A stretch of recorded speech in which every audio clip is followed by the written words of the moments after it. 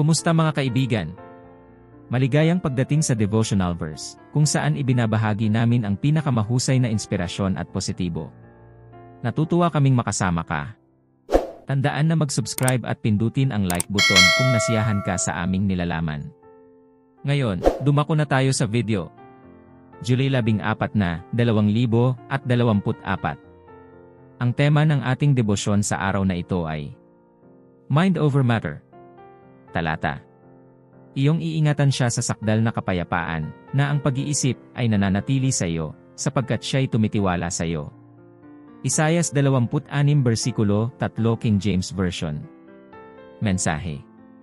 Kapag nahaharap ka sa mga pagsubok at hamon, ano ang unang pumapasok sa iyong isipan?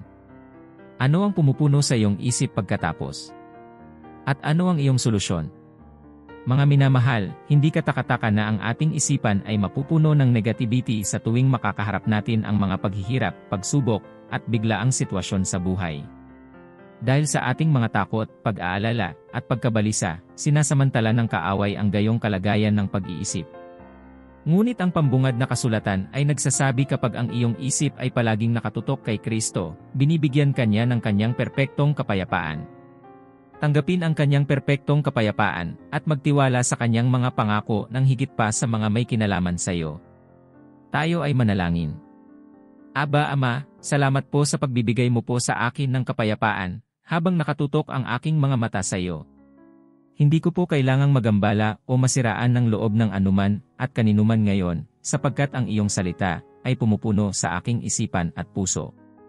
Salamat po, dahil maaari po akong magtiwala sa iyo sa buong buhay ko po sa pangalan ni Jesus. Amen. Mind over matter. Iyong iingatan siya sa sakdal na kapayapaan, na ang pag-iisip ay nananatili sa iyo, sapagkat siya'y tumitiwala sa iyo.